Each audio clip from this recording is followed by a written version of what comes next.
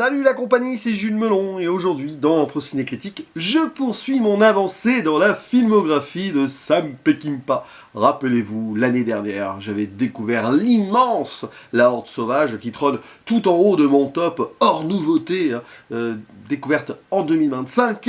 Eh bien, là, il va être question de son œuvre sortie un an après, c'est très rapide, 1970 pour un nommé Cable Hogg, ou en version originale, The Ballad of Cable Hogg, parce qu'il y a des chansons comme ça, alors, musique composée par Jerry Goldsmith, et des petites chansonnettes donc interprétées par Richard Gillis, qui donne presque un ton étrange à ce film, qui est une sorte de western crépusculaire, anti-western, qui lorgne vers la comédie, et peut-être certains codes du western spaghetti, entre guillemets. Et c'est amusant, puisque le rôle principal a été confié à Jason Roberts, qui sortait à l'époque donc d'un rôle marquant, mais secondaire quand même, dans Il était une fois dans l'Ouest de Sergio Leone. Alors Jason Roberts, c'est un acteur, Roberts, c'est joli à dire comme ça, qui est souvent cantonné à des seconds rôles, il sera d'ailleurs salué en tant que tel peu après, mais là, il y tient donc celui de l'anti-héros, on va dire, et à ses côtés, nous avons dans le seul rôle féminin Stella Stevens, mais surtout David Warner, voilà, britannique, l'un de ses premiers rôles au cinéma finalement. On va aussi retrouver L.Q. Jones et Strother Martin dans le rôle de ceux qui vont un peu embêter notre cher Cable Hogg au début. Et puis on reconnaîtra peut-être Slim Pickens ou encore Kathleen Freeman. Tiens, elle est là aussi, alors juste vers le début. Mais elle est présente. Donc, histoire assez étonnante qui déconstruit le mythe de l'Ouest américain. Et finalement, c'était difficile pour Peckinpah de continuer après la balade sauvage. La Horde Sauvage, pardon, la balade sauvage, ça c'est autre chose, parce que ça c'est le Ballad of Cable Hogg. Bon bref, parce que grand succès, un film mythique, grand succès direct pour la Horde Sauvage, je ne sais plus, mais en tout cas là, visiblement la Warner, rien à voir avec David Warner, a très très mal vendu Cable Hogg, limite là, un peu bazardé, et pourquoi? Parce que, quelque part, Sam Peckinpah, il poursuit ici son idée de La Horde Sauvage, mais avec un décalage qui forcément pouvait rendre le film trop léger peut-être, mais derrière il y a peut-être des idées assez intéressantes. On y suit donc l'histoire de quelqu'un qui va se retrouver tout seul dans le désert. Cable Hogg, il est là avec ses compagnons au début à survivre à la recherche de l'eau, mais ces derniers ils savent qu'ils vont pas en trouver, donc ils récupèrent les dernières réserves pour survivre à deux, parce que à trois c'est pas possible, et donc Hogg se retrouve tout seul, abandonné à une mort certaine. Le film s'ouvre d'ailleurs sur Hogg qui veut tuer une sorte de gros lézard et tout, et il y a quelque chose d'assez mystique, encore une sorte d'animal qui se fait désinguer dans le cinéma de Peckinpah, pour montrer aussi que l'humain de toute façon ne respecte pas grand chose, surtout quand il est en mode survie dans cet espace un peu sauvage et hostile. Alors Cable Hogg, pendant 4 jours, il va littéralement faire sa traversée du désert, il en ressort ici une sorte de personnage christique, mais dans un monde sans Dieu, parce qu'il en appelle à Dieu et tout. C'est presque ironique. Bon, finalement, peut-être celui-ci lui donne une chance en lui faisant trouver une source d'eau totalement improbable et totalement inconnue des autorités autour. Et qu'est-ce qu'il fait? Au-delà de survivre, Cable Hogg, il va s'approprier les lieux, il va devenir véritablement le pionnier à l'américaine, il va investir et prendre donc cet endroit en propriété, et peut-être espérer derrière devenir riche à l'américaine, continuer peut-être ce rêve américain et l'entreprendre autrement. Sauf que, évidemment, ça va pas être facile pour lui, il doit retourner, ou aller plutôt à la ville d'à côté, afin de faire vraiment sceller sa propriété, si vous voulez. Il va avoir du mal à trouver un associé, finalement c'est une sorte de révérend un peu en décalé par rapport à sa propre église, qui prêche sa propre parole un petit peu, qui va devenir donc son bras droit indirectement, parce qu'il le trouve sur son chemin, et en effet, les deux vont former un duo assez étrange de deux hommes un peu en perversité de cette Amérique-là, d'une façon comme d'une autre. Alors surtout ce révérend qui semble un peu libidineux, mais on le voit à Cable Hogg aussi, quand il arrive à la ville et qu'il voit une présence féminine, il y a un zoom male gaze sur la poitrine de la dame. Alors Sam Peckinpah s'en amuse beaucoup, le désir des hommes, d'ailleurs il y a une scène totalement étrange par rapport à cela, sur l'argent qu'il vient de récupérer, un billet de 5$ avec un chef Lakota, et c'est réel, au début du XXe siècle, voilà, il y avait ça, qui lui fait un sourire en mode « vas-tu céder à la tentation ?» Mais bon, au-delà de ça, derrière, il va se passer beaucoup de choses. Oui, sa source, je crois que c'est ça, hein, Cable Springs, cette source d'eau va un petit peu faire fructifier les affaires donc, de notre personnage qui va rencontrer des gens. Mais derrière, peut-être qu'il fomente toujours cette vengeance. On ne sait jamais si Taggart et Bowen, ces donc associés du début qui l'ont laissé tomber, reviennent. Ça pourrait mal finir. Mais le film tente de les faire oublier pour nous questionner ici l'évolution donc de cette Amérique qui doit ici faire une transition vers le progrès. Tiens, l'apparition de l'automobile, on l'avait déjà, hein, avant évidemment dans La Horde sauvage. Et comment donc cet homme du passé, Cable Hogg, doit continuer à avancer vers l'avenir. Et donc dans un pays qui commence à évoluer, mais on sent que ça va être difficile de le voir évoluer avec lui. Et donc on joue ici sur une forme de cynisme ironique tout le long, dans un film qui est un peu tragique quand même sur certains points, violent, mais pas le plus violent de Sam Peckinpah. Et donc, avec un regard assez particulier et perplexe même, je dirais, sur ce qui s'est passé donc au tournant de ce siècle-là.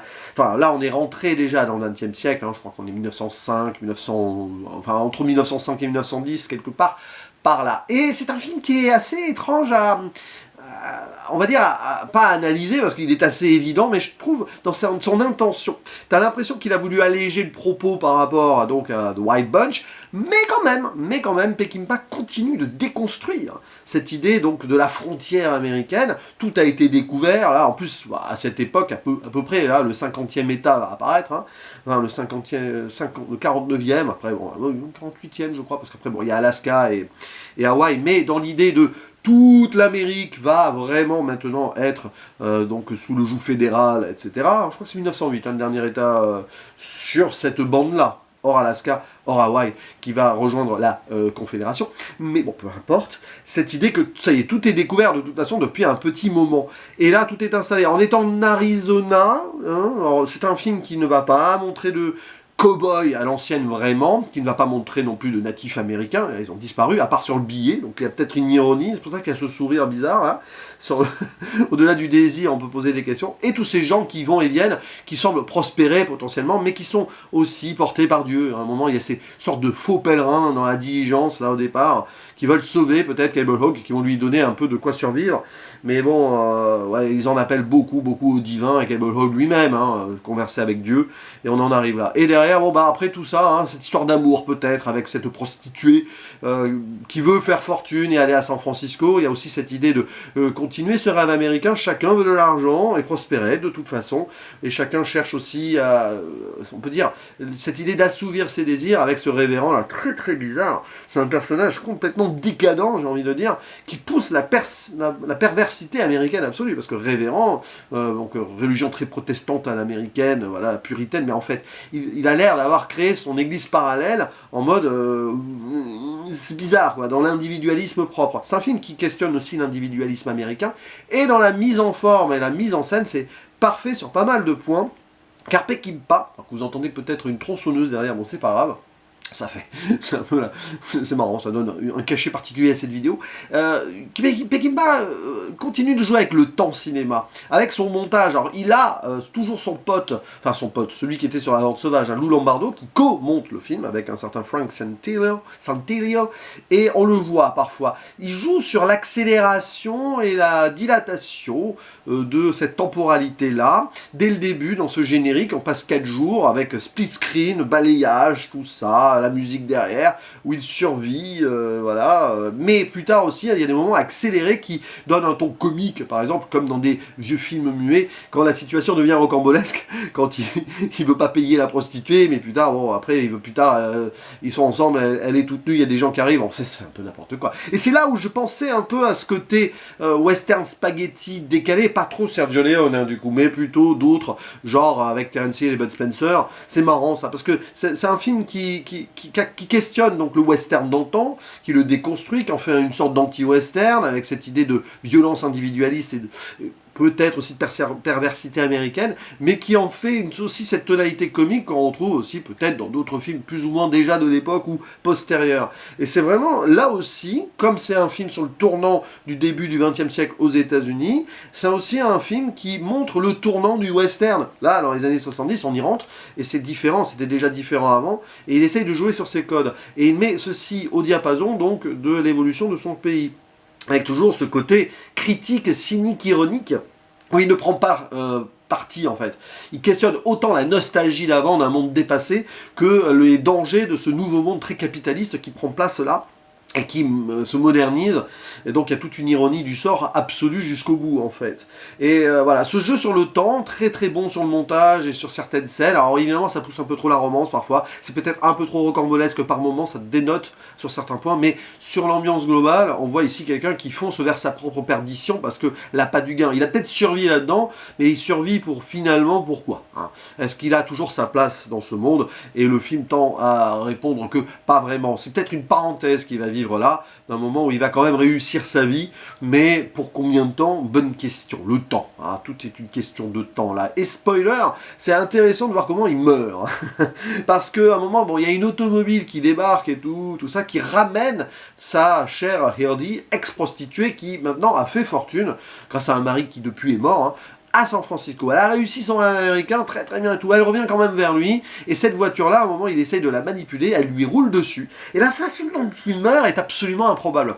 Voilà, il s'est fait rouler sur des boyaux, il n'a pas l'air de souffrir, et pourtant il sent que son heure va venir, les autres rigolent autour, il y a une sorte d'éloge funèbre improbable par le révérend, là, qui prend pas les choses vraiment sur le plan en premier degré, mais qui en fait une sorte de truc spectaculaire, en disant ah, il était pas si bon, mais pas si mauvais, enfin, tout le monde en rigole, mais en fait vraiment il va crever, petite ellipse, là aussi ça joue sur le temps, et après derrière tout le monde est triste, et c'est intéressant, il sent sa mort venir, il en rigole, parce que finalement il a réussi ce qu'il a vécu, quoi, et il prend ça du bon côté. Mais avant, bien sûr, il a réussi à assouvir sa vengeance. Le film insiste sur l'idée qu'ils vont revenir les deux, avec l'un qui va crever en le traitant de lâche. Ben non, il ne le traitera pas de lâche une troisième fois, du coup. Par contre, l'autre va devenir l'associé un peu plus penaud là, de Cable Hogg. À un moment, Cable Hogg, il se retrouve seul, hein, les autres veulent réussir, hein, sa compagne voilà, va à San Francisco pour gagner de l'argent, le révérend, il veut continuer son délire, il revient en sidecar moto, je suis même pas sûr, est-ce qu'il n'y a pas un anachronisme pour 1908 et tout, j'en sais rien, mais c'est assez fou. Tout le monde a embrassé le progrès d'une manière ou d'une autre, pas lui. Donc du coup, il crève avec cette idée qu'il ne pourra pas aller beaucoup plus loin dans cette Amérique.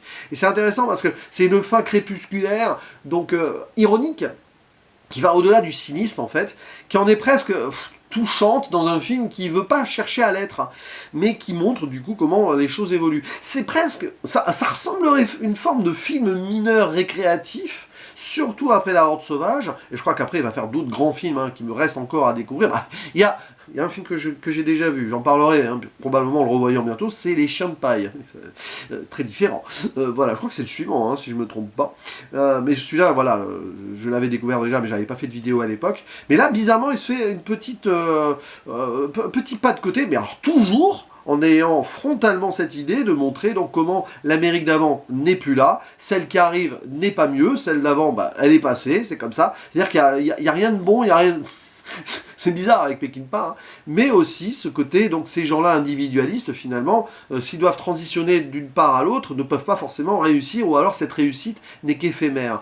Et c'est passionnant. Il y a aussi ces scènes avant avec les enfants qui se moquent de Cable Hogg.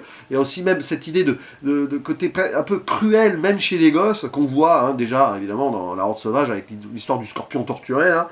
Mais là c'est beaucoup plus soft, c'est un peu à l'image du film quoi. C'est-à-dire qu'on continue cette idée, mais Peckinpah il va y aller plus doucement, tout en étant finalement cohérent et logique dans ces mêmes thématiques et dans la même façon qu'il a frontalement de questionner l'Amérique, sauf que voilà, alors c'est pour ça que la Warner peut-être en voyant ça s'est dit bizarre que vous nous fassiez ça alors que le film d'avant est quand même bien radical, mais quelque part il y a une forme de radicalité inversée et décalée ici, au-delà donc de la forme et de ce qu'on peut ressentir sur le plan comico-romantique.